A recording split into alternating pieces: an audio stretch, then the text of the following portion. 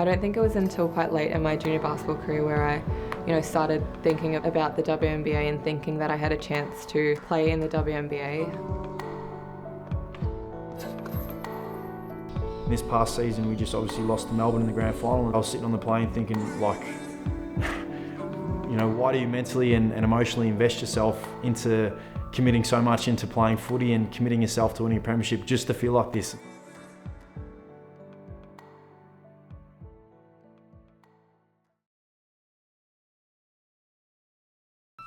When I got drafted, I got drafted to a brand new team, the GWS Giants. I was one of the foundation players there, and my hobby was to watch the NBA, and I needed to support a team. I looked at the new team that had only been around, well, they'd just relocated Oklahoma from Seattle, so I kind of seen them as the new team, and they had this young star who just won the Rookie of the Year in Kevin Durant, and he was just someone I just fell in love with. He was someone that I just really admired and loved watching from afar. Just the way that he played, he was so smooth, and there was a good 3 to 4 years there. I watched pretty much every single game.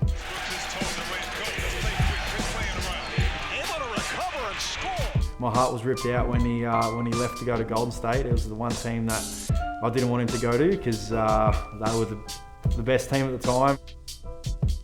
The fact that he went there and joined them was tough for me to see because I didn't like the Warriors, but like any loyal fan, I followed KD and I became a Warriors man. But yeah, ever since then I kind of stopped supporting a team, and I know it sounds silly because most people support teams, but I just supported KD wherever he went.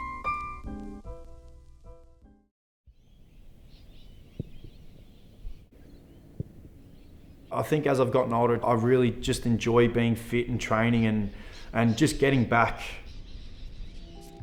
I take a lot of motivation from the way the NBA players go about it. I know there's that many stories about Kobe Bryant and his training standards and his methods and the way that he was so obsessed about training and just diligent with everything that he did.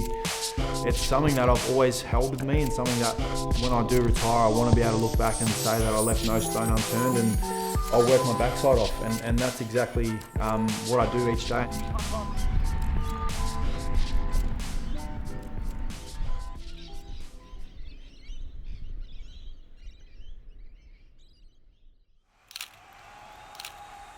You don't really think about long term when you're in that moment.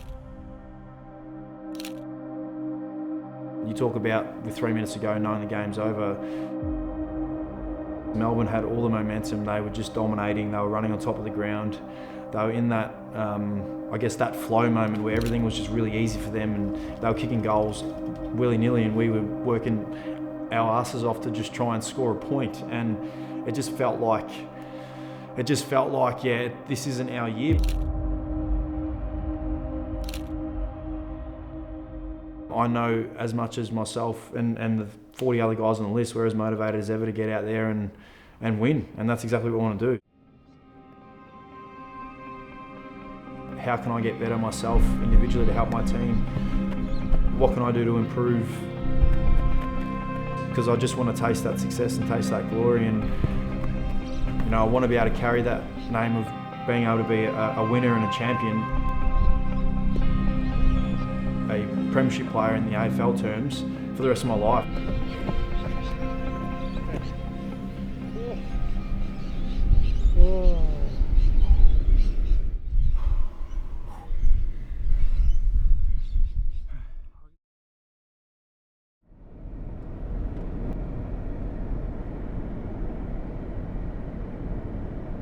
The point where I wasn't picked for the Victorian state team, I kind of realised just how much I cared about the game and wanted to be a basketball player. I, never wanted to feel like that again, so I think I just really tried harder the next year to make the team, and I did, and I think that's just been me ever since, just working really hard to make state teams, Opals teams, and WNBA teams now. My name is Ezi Magbegor, and I'm a professional basketball player. I went to a school in Melbourne. It wasn't a sports school, but you got to that age where people asked you what you want to be when you're older. It took me a while, I would never say a basketball player because a lot of people just didn't see that as realistic. At a young age I was compared to Lauren Jackson and, you know, dubbed as the next Lauren Jackson, and I think that kind of adds a lot of pressure to your game. I still had so much to improve on and, you know, so much to work on, and I still do now. So I kind of just use that as motivation, and it did take me a while to get to that point. I never want to let people down, and I think growing that confidence and being able to say, you know, people see potential in you, so just work with that. You know, Lauren Jackson put Australia on the map for women's and men's basketball. She's, you know, one of the greatest Australian basketball players. Certainly no surprise. Lauren Jackson chosen #1. Her national coach, Tom Morris, said she is a once-in-a-lifetime player. Having her play, having Penny Taylor play, having those Australians play in the league definitely gained us some credibility and, you know, put Australia on the map and kind of showed people that Australians, you know, can play basketball as well. Kind of forget to reflect and kind of, you know, understand where you are and enjoy the moments. And I think there were times, you know, last year in the WNBA and this year as well, where I kind of just sat back and thought, you know, like, wow, I'm really here. I'm really playing with the best players in the world. I'm really playing against the best players in the world as well. Lauren Jackson has had a lot to do with this young lady since she was 16 years old.